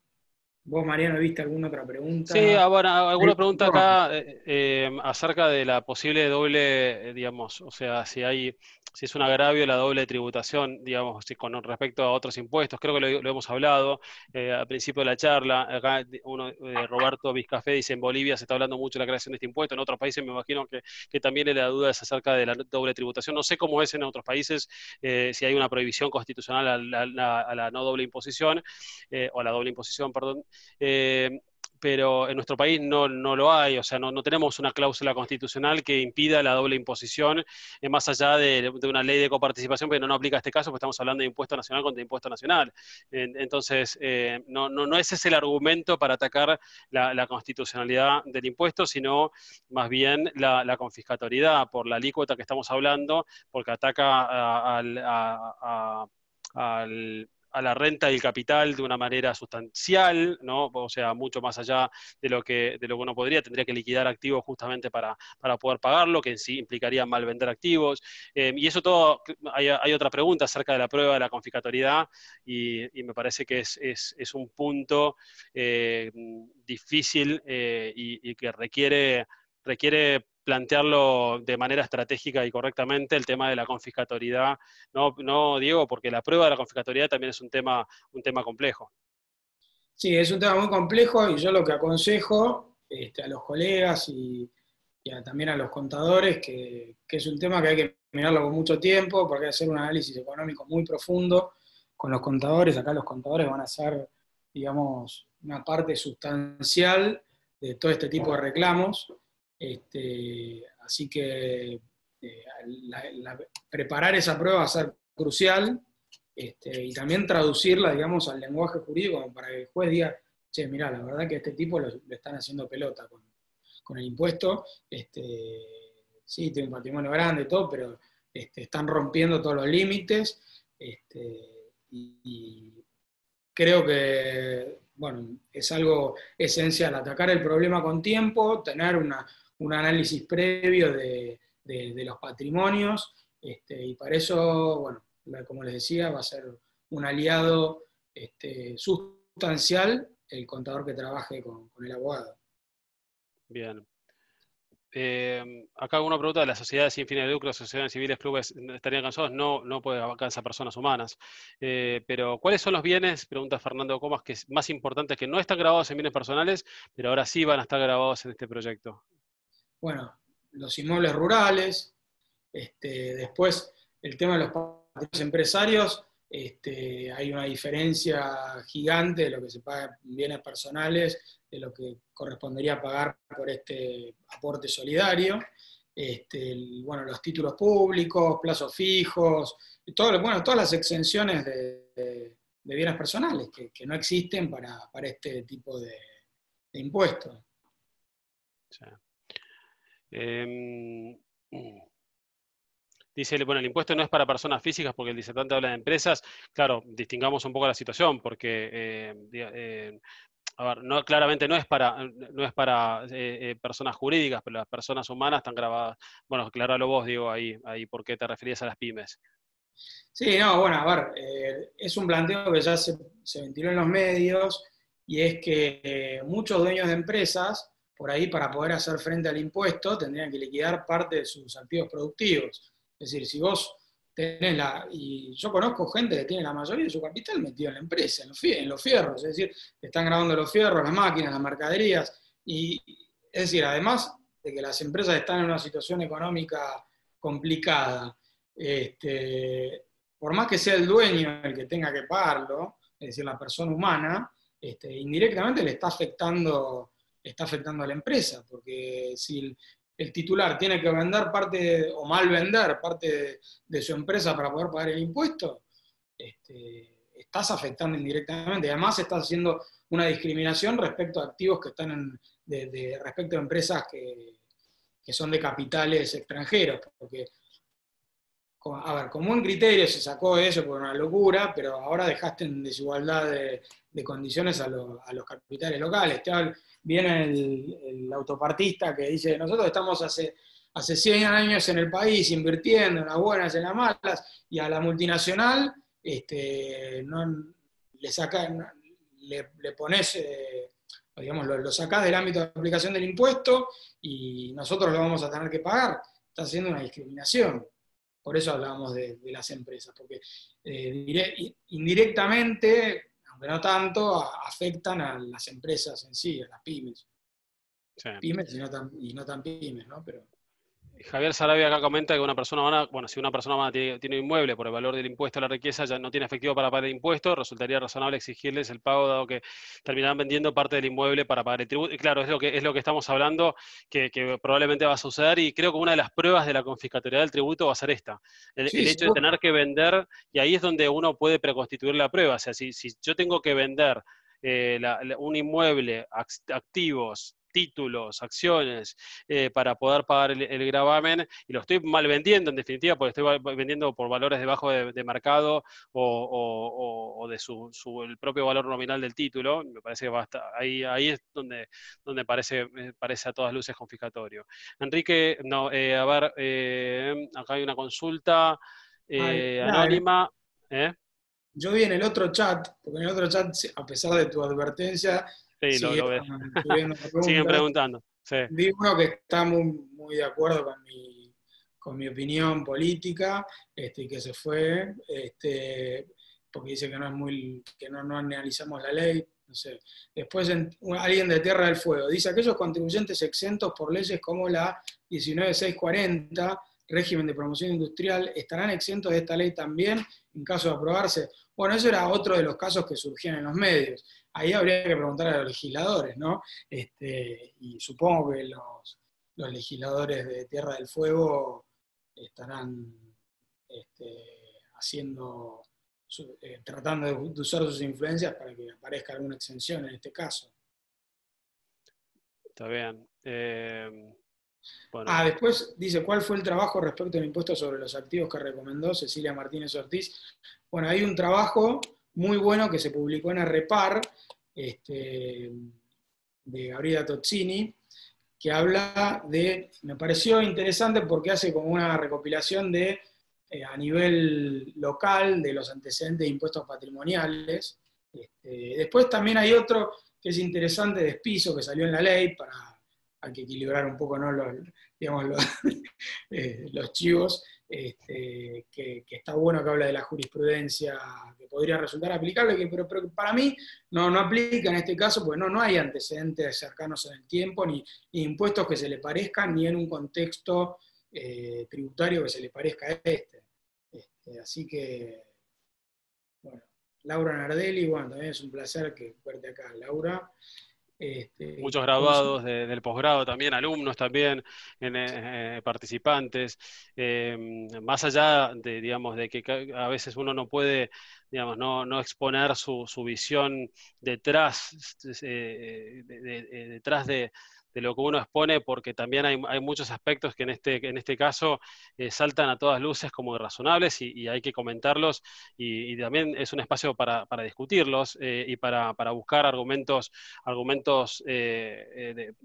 sólidos en base a los principios que nosotros hemos estudiado y estudiamos también en nuestra maestría, en nuestra disciplina. O sea, los principios constitucionales son nuestra fuente primordial de derecho y ahí, a partir de allí, analizamos las cuestiones y no podemos Mariano, dejar de lado, perdóname que te ¿no? interrumpa, pero a ver, hay un cuasi consenso entre los tributaristas, y no solo los que trabajan en el sector privado, sino también los que trabajan en el sector público, de que agregar este tipo de carga tributaria es una locura.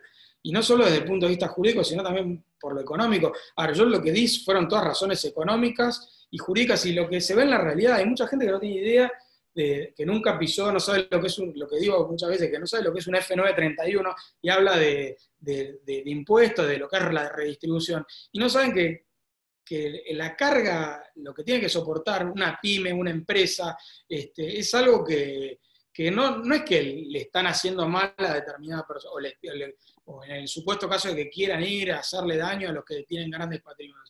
Acá lo que están haciendo, le están haciendo daño al país, porque es algo que no causa el efecto deseado. Para citar ejemplos históricos, ¿qué pasó con un impuesto nada que ver, pero impuesto a las grandes rentas en la época de Machinea, de la Rúa, para hablar de otra corriente política? Anduvo mal, todo lo que es aumentar de impuestos, y más en un contexto como el actual, que no cabe un alfiler de impuestos digamos, en el costurero de tributos que rigen el país. Entonces, ¿qué pasó en la época de la Rúa con Machinea? Que quisieron aumentar impuestos y la recesión se siguió profundizando, es decir, acentúa el ciclo económico. No es que se va a recaudar más por crear nuevos impuestos, más en este tipo de épocas. Perdóname que te interrumpí, María. No, no, tal cual. Sí, sí, sí. Es que va un poco a ese lado mi comentario, ¿no? O sea, desde los principios constitucionales es que vemos la cuestión que ahí, digamos, se plantea de ese lado, más allá de los aspectos, pequeños aspectos legales que podríamos llegar a comentar, pero me parece que son al margen, ¿no? Y los hemos comentado algunos de ellos. Acá hay, por ejemplo, alguna consulta, si las sucesiones en divisas quedan abarcadas por este proyecto de ley, Sí. qué pasa con las cuentas en el exterior declaradas por el causante que pasaron a estar a nombre de los herederos luego del fallecimiento, a pesar de no haber habido una asociación, es decir, ya no es dueño del patrimonio, sino varios herederos.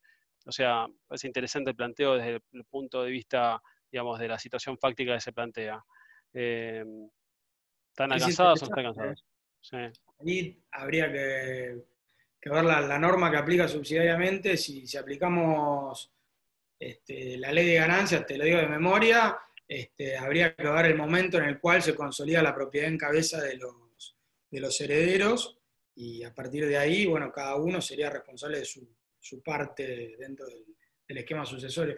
Mira, ahí hay una pregunta también interesante de Francisco Lipera, que dice: optando por la opción de ir a la justicia con acción declarativa, ¿cuál sería el acto en ciernes si aún no hay una intimación, requisito normalmente exigido por la jurisprudencia para este tipo de acciones?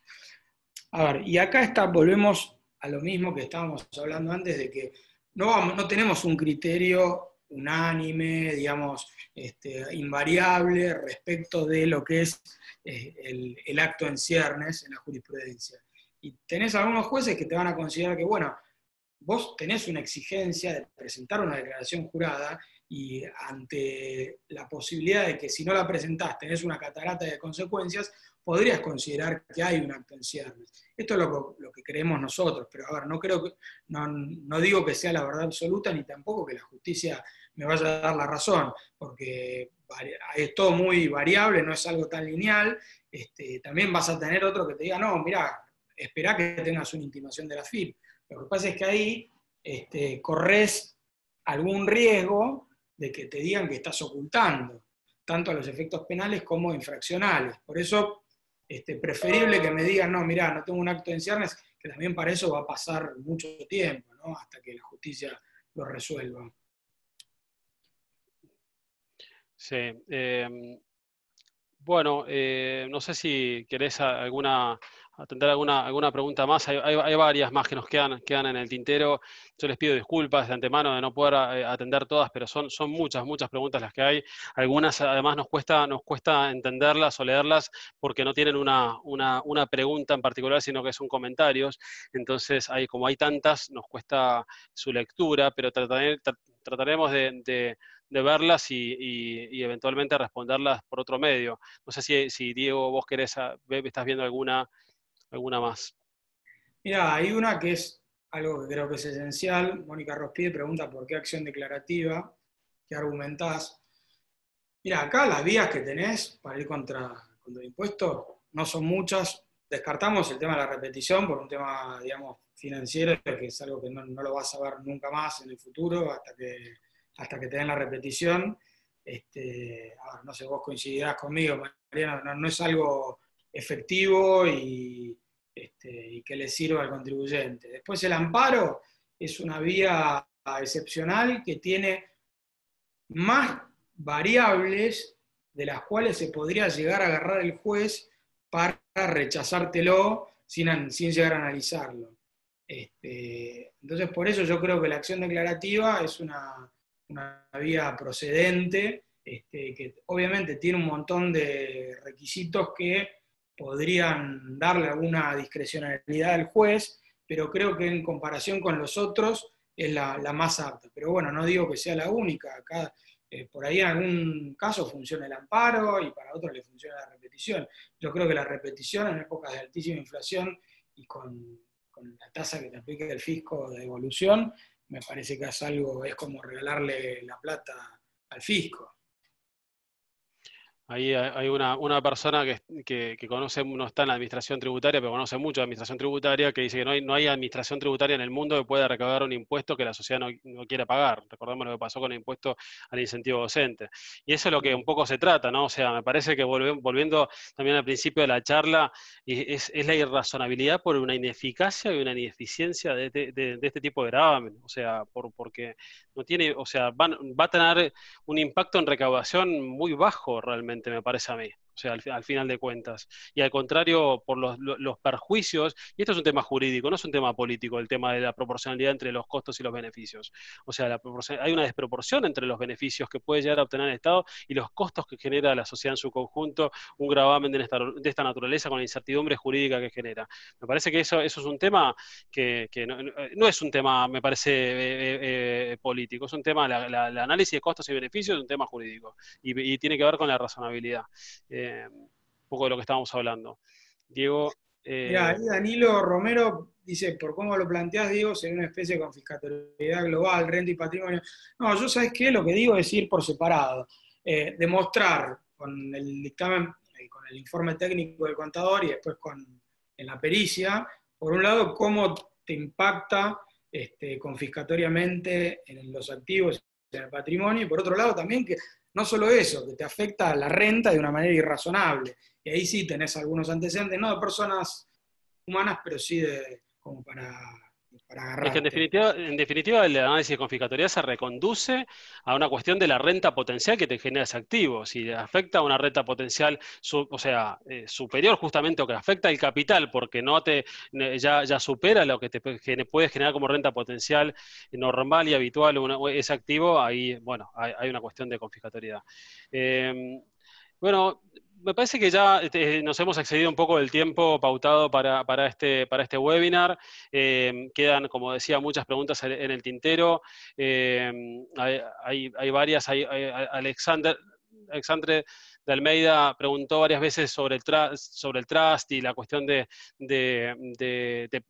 digamos, hay cuestiones que también exceden un poco el marco de esta charla, porque se van hacia el principio de realidad económica y digamos que pueden llegar a dar lugar a una charla mucho más extensa, me parece a mí, sobre cómo trata el trust la legislación argentina, o la jurisprudencia, digamos, son cuestiones que un poco exceden el marco de esta charla. Lamentamos que no podemos dedicarle más tiempo a esto, pero creo que hay muchas cuestiones por verse. Seguiremos debatiéndolas. Me parece que por ahí se puede hacer una vuelta de esto cuando esto avance y se siga modificando, porque se sigue toqueteando por distintos lugares para tratar de encontrarle un salvataje a este tema, y que le vemos los tributaristas, insistimos, les vemos muchos agujeros, ¿no? O sea, muchos agujeros por donde cae esto, pero particularmente, digamos, el tema de la falta de razonabilidad de este proyecto desde muchos puntos de vista, y el ataque a principios constitucionales de manera tan flagrante. Diego, nuevamente, muchísimas gracias por darnos este espacio para poder compartir con nosotros tus conocimientos y expertise en este tema. Muchas gracias a todos los que han participado hasta este momento, se han quedado aquí.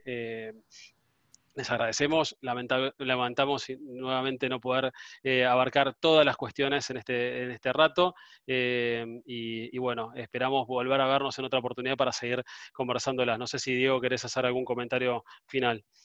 No, nada más quería agradecerles a ustedes por la convocatoria, para seguir hablando y debatiendo de este tema que tanto nos interesa a todos los profesionales y que nos da tanto trabajo. Me encantaría contestar una por una las preguntas, pero son tantas que es imposible. Igual, bueno, los que no me conocen tienen mis datos, si no los piden en la universidad, quien quiera seguirla, estoy a disposición. La verdad que también es una verdadera alegría ver a muchos nombres conocidos, de amigos, colegas, exalumnos, profesores, así que bueno, les agradezco poder haber compartido este momento con ustedes y bueno, quedo a disposición para lo que necesiten. Bueno, muchas gracias, Diego, muchas gracias a todos los asistentes. Bueno, quedamos a disposición y nuevamente les recordamos de la reunión informativa de la maestría el día viernes.